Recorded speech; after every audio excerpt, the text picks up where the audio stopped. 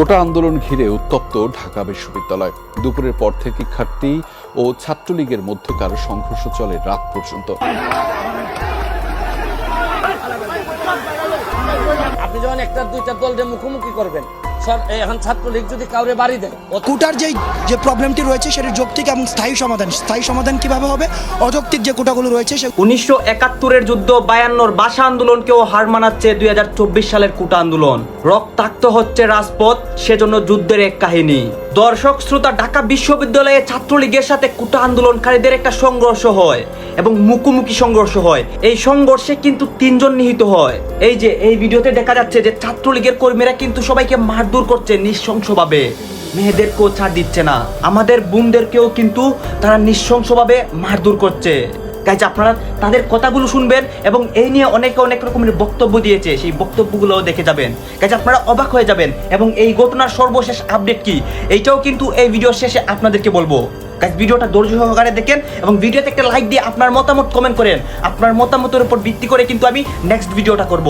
এই যে দেখেন, আজকে যে পরিস্থিতি হয়েছে ক্যাম্পাসে, অ্যাটলিস্ট আপনারা যদি কেউ দেখতেন, বিশ্বাস করেন আপনারা সারা জীবনের জন্য এই ছাত্রলীগ জিনিসটাকে যে কি পরিমাণ ঘৃণা করতেন বা ভয় পাইতেন আপনারা জানেন না। এরা আমাদের সামনে রড দিয়ে পিটায় আছে।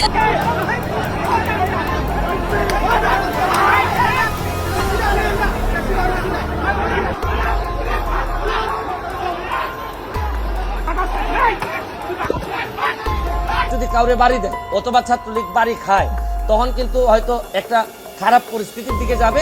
ছাত্রলীগকে আরো অজনপ্রিয় করার একটা প্রক্রিয়া চলতেছে। আমি মনে করি, আমি ছাত্রলীগকেও দাবি জানাবো যে আপনারা প্রকৃত অর্থে যদি কাউকে প্রতিহত করেন, তাহলে যদি দেখা যায় যে এই আন্দোলনের বাইরে থেকে কেউ রড দিয়ে পিঠে একদম মাথা বড় করে ফেলছে, তারা এসে আমাদের পেছনে লুকাইছে, আমাদের বোরকার পেছনে, আমাদের ওড়নার পেছনে লুকায় বলে, আপু আমাদের একটু লুকায় রাখেন, আমাদের ওরা মাইটা ফেলবে, আমাদের বাঁচান আপু বাঁচান। আমরা তাদের ওড়না দিয়ে বোরকা দিয়ে লুকায় রাখছি, সেইখান থেকে আমাদের ধাক্কা দিয়ে ফেলে দিয়ে তাদের বের করে আবার মাথায় রড দিয়ে মারছে।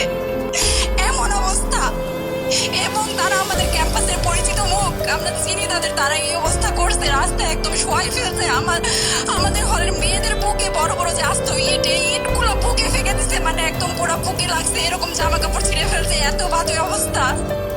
অথচ আমার ব্যাচমেট, আমরা যাদের সাথে ক্লাস করি, একসাথে বসি, আমি তাদের একটা কথা বলতে দেখি না এগুলো নিয়ে, একটা কথা নাই। এবং তাদের নিউজ ফিডে গেলে দেখবেন তারা এখন এগুলাই সাপোর্ট করে যাইতেছে।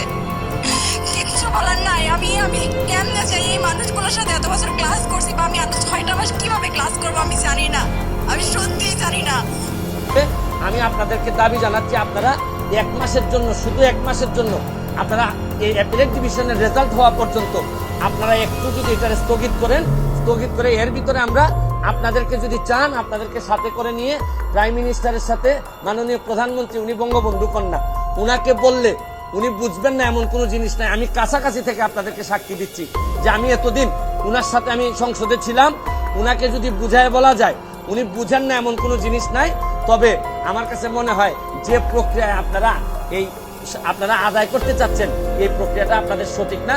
আপনাদের কাছে আমার দাবি, 1টা মাস সময় আপনারা স্থগিত করেন। 1টা মাস পরে সুপ্রিম কোর্টের আদেশের পরে কারণ আপনারা যেটা চাচ্ছেন, আপনারা বলতে চাচ্ছেন যে আপনারা আন্দোলন সরকারের সাথে, আদালতের সাথে না, কিন্তু আপনাদের এই করে দিয়ে যৌক্তিক যে কোটাগুলো রয়েছে সেগুলোর পুনর্বিন্যাস করার মধ্য দিয়ে আমরা সেটাকে আমাদের পক্ষ থেকে প্রস্তাব করেছি 5%। স্লোগানে মুখর হয় পুরো এলাকা, মিছিল এগিয়ে যায় গুলিস্তানের দিকে। এবার বঙ্গবন্ধু চত্বরে বাধা দেয় পুলিশ, থেমে যায় পদযাত্রা। স্লোগান প্রতিবাদী গানে মুখর হয়ে ওঠে গোটা এলাকা। ততক্ষণে 12 সদস্যের প্রতিনিধি স্মারকলিপি নিয়ে বঙ্গভবনের পথে। রাষ্ট্রপতির সামরিক সচিবের কাছে 3 পৃষ্ঠার স্মারকলিপি দিয়ে প্রায় আধা ঘন্টা পর বঙ্গভবন থেকে বেরিয়ে আসে প্রতিনিধি। আন্দোলনের যেটা চান আপনারা, এটা যদি আদালত থেকে আসে, তাহলে তার আপনাদের আন্দোলন করার দরকার পড়ে না। আপনারা মানলাম যে আপনারা আদালতকে চাচ্ছেন না, কিন্তু আদালতের মাধ্যমে আসতে পারে।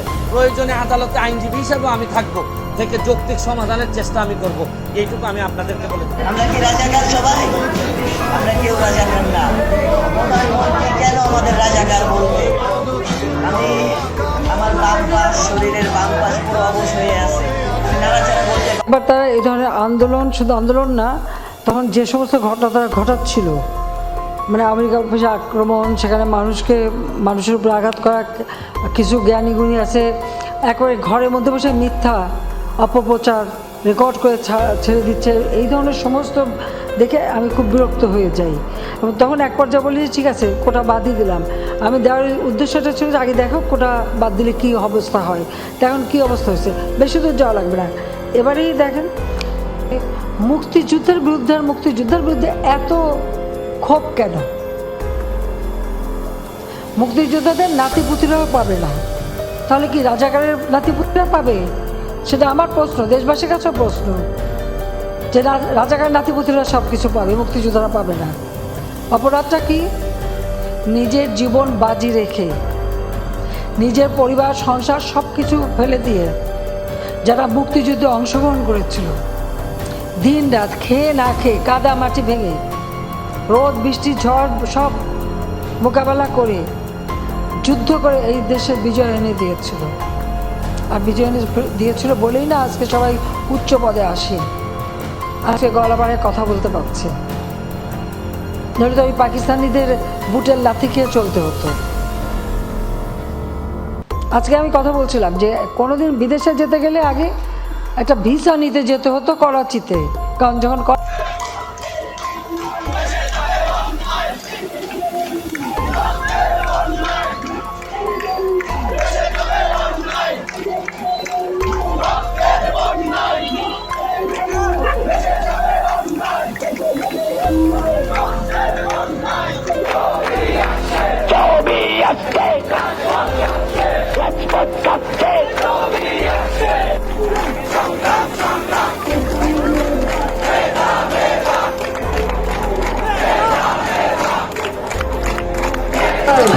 আর ইনশাআল্লাহ আমরা এটার কোনো সম্ভাবনা আমরা দেখছি না। যে হাইকোর্ট থেকে একটা রায় দেওয়া হয়েছিল, পরবর্তীতে আপিল বিভাগ থেকে বলা হয় যে যতক্ষণ না পর্যন্ত পূর্ণাঙ্গ রায় আসছে ততক্ষণ পর্যন্ত তারা কিছু করতে চায় না। মূলত তারা আমাদের পুরো আন্দোলনটাকে ঝুলিয়ে দিতে চায় এবং তারা ভাবছে যে 2 দিন 4 দিন যাক, ওরা এখন শাহবাগ অবরোধ করুক, বাংলাদেশ অবরোধ করুক, 2 দিন পর টায়ার্ড হয়ে এমনি চলে যাবে। আরে সরকার তো জানে না আমাদের পোলাবেলে রাতে ঘুম হয় না, দিনে খাওয়া হয় না। গাইজ আপনারা তো দেখলেন যে মানুষ কি বলতেছে এবং এই নিয়ে কিন্তু অনেকে অনেক রকমের মন্তব্য করছে।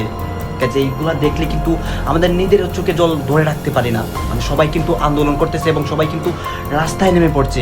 মানে তারা কিন্তু ঢাকা বিশ্ববিদ্যালয়ের মধ্যে ছাত্রলীগ এবং তাদের মুখোমুখি একটা সংঘর্ষ হয় এবং এই ঘটনায় কিন্তু ইতিমধ্যে 3 জন নিহত হয়।